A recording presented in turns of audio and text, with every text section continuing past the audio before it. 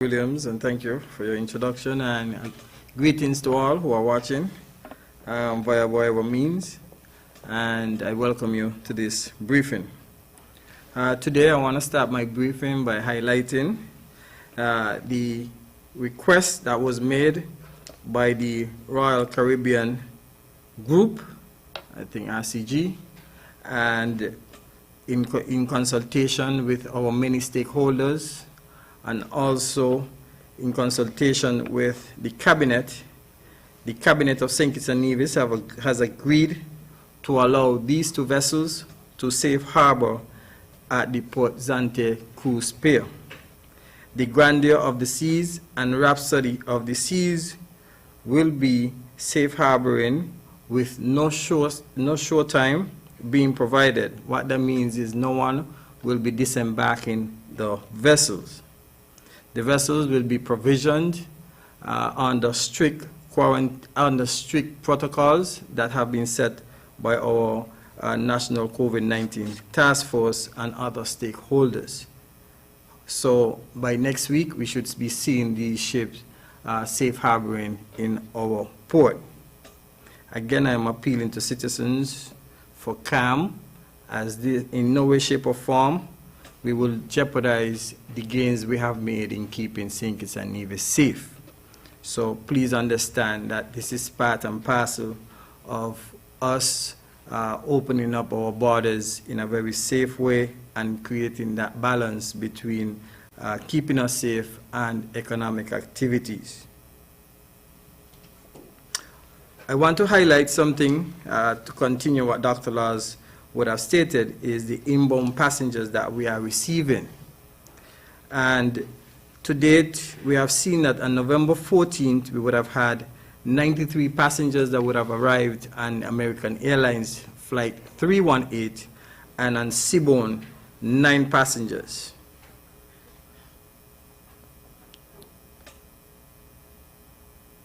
So therefore, the 120 passengers that would have arrived on the 14th of November specifically would have had 55 who would have arrived on American Airlines, 55 Americans, 40 nationals, 9 Canadians, and other nationalities. Nevis, Van Samuel International Airport, there were 8 arrival and 4 departures. 100 passengers would have departed on St. Kitts, 59 on American, 13 on Seabourn Airline, Winia 17, Air Sunshine 4, Island Bird and SVG Air combined of 7 total passengers. This is very critical and very important because we have a couple days in which we will be testing the first commercial group that would have arrived in the Federation on the 7th. They will be tested on the 21st of November. Again, why is this critically important for us? It's because we don't know, and that's the reality, if we will get any cases from these passengers that would have arrived in the Federation. And again, I want to highlight what Dr. Laws would have said. These are the times when we have to do our best to avoid any large crowds, large gathering whatsoever.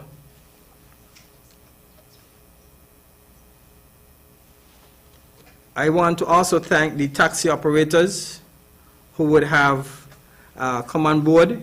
We started with about 25, 28 thereabout, and to date we have now 39 certified taxi operators, 6 GT operators, or what we call safari or coasters, and in total we have 46 certified taxi operators.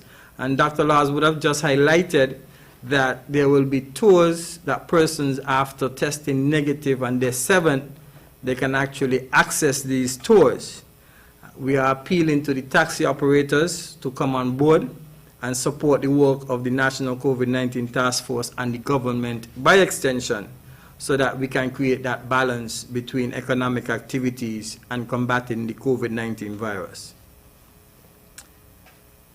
I want to bring to your attention two critical incidents that would have occurred in St. Kitts last week, in particular on the 12th of November.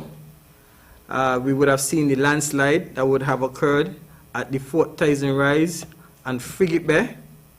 And I want to thank the National Emergency Management Agency's response, which was led by the Deputy National Disaster Coordinator, Ms. Clarissa Langley-Stevens, and supported by the St. Kitts Nevis Fire and Rescue Services, the Royal St. Christopher Nevis Police Force, Defense Force, and also the Red Cross.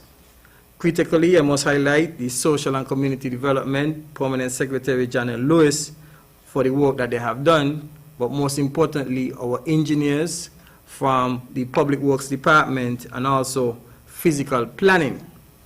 I think the effort that was made to respond to this incident was great. We will be having some meetings in short order to look at the recovery process. Most homeowners have been given approval to access their properties, those that are safe. Social services, along with other team members from our stakeholders group, have been reaching out to the homeowners so that they can return home. Those that can return safely can do so. We held a meeting with the homeowners on the 14th of November so that the homeowners would have had an opportunity to engage the investigative group led by Mr. Cromwell Williams from the Director of Public Works, and also present was the co-chair of the Mitigation Council, the Honorable Wendy Phipps, the ACP Adams from the Royal St. Christopher Nevis Police Force, and Permanent Secretary within Community and Social Development, Ms. Janet Lewis. And this was a very important meeting so that we could have positioned the homeowners to know what are the next steps going forward. Now, the meetings that are coming up is the recovery process, as the infrastructural impact that would have been suffered in that area needs to be looked at, and timelines provided in terms of how this project can be rebuilt. So I want to seek the patience of the homeowners and for them to continue to cooperate with us as we do our best to endeavor to bring you back to a sense of normalcy. I also want to highlight the island-wide power outage that would have occurred on Thursday, November the 12th, due to the localized fire at the electricity company at Needmust Power Plant. And I want to commend the work of the St. Kitts Nevis Fire and Rescue Services. However, we have to pay much gratitude to the Skellig workers who did their best to restore energy. Such an incident could have been more catastrophic to us here in St. Kitts and Nevis, in particular St. Kitts, bearing in mind that the majority of the population may not have had a generator to power their goods. So I'm thankful to the work done by Skellig and also the proactive approach by their media team and also their general manager and their management team. So again, thank you, Skellig, for the hard work that you put in to restore energy in St. Kitts and beyond. Now, I want to make an appeal to the business community, because the Prime Minister would have indicated that there are going to be 2 discounted VAT days. So these 2 discounted VAT days will be the 18th and the 19th of December. So businesses and consumers are asked to adhere to the protocols, in particular the business places. I'm appealing to the business places to develop a plan. It will be critically important for you to develop a plan as per 1, sanitization, 2, the process of ingress and egress from your enterprise, your business. We also have to look at the security component of the business. How would you deal with traceability? Who comes in, who goes out? How long persons will remain inside of your enterprise or your business? and also how do we safely carry out physical and social distancing. And equally so, how would you safeguard your staff, your workers during such a time? We know that some businesses will see some high volumes of persons entering their business for shopping, and as such, we have to limit this in some way. I'm asking everyone to reach out to the COVID-19 task force for assistance. However, develop a plan, bring your plan forward, and seek some advice. So I would encourage the development of rotation, a plan to ensure social and physical distance, and reducing the crowded spaces. This is going to be very critical going forward. And also, I'm appealing to the consumers, the consumers. One of the discussions we had today with one of the major business places is persons who like to come in and just basically socialize rather than shop. And at this point, you have to take that responsibility in ensuring that you don't go there to socialize, but rather you go to do your business and leave. I want to highlight a challenge that we are facing right now is persons delivering items to individuals who are in quarantine. I want to appeal to persons to exercise the following. 1, the items must be packaged securely and properly labeled. The label should have the name of the person and the room number to which it has to be delivered. In order to curb why is this important? You might say, but why do we have to do this? One of the things we want to ensure is that the contrabands at quarantine sites are not imported. So the officers are asked to check all bags and containers or packaging that are brought to the quarantine site. We have seen where persons are actually getting aggressive. They are verbally insulting our quarantine officers when officers simply ask to open the bag, let's see what's inside, so that not contraband goes into the quarantine site. I don't think they are asking you to do nothing out of the ordinary. I am simply appealing to all and asking all to cooperate with our officers. At this point in time, our prayers goes out to our colleagues in Central America as the passage of Hurricane Iota has impacted Honduras and as far as Belize, Guatemala, and the others in that region, Belize being a member of CARICOM. So our prayers goes to all those in that area. The weather for us here in St. Kitts and Nevis, tonight we will have partly cloudy skies with a 50% chance or moderate chance of showers, mainly before midnight. Winds at about 15 to 28 kilometers per hour or 8 to 15 knots. Seas not exceeding 5 feet. So the sunset for today is 5:35 p.m. and the sunrise tomorrow will be at 6:18.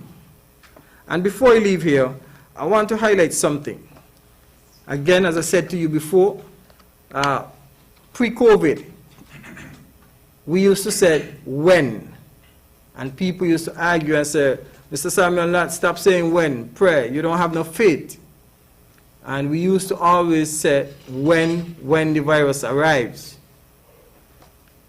Now we are telling you, since we have been impacted by the virus, now we are telling you our borders have opened and the virus will come. Let me give you a classic example.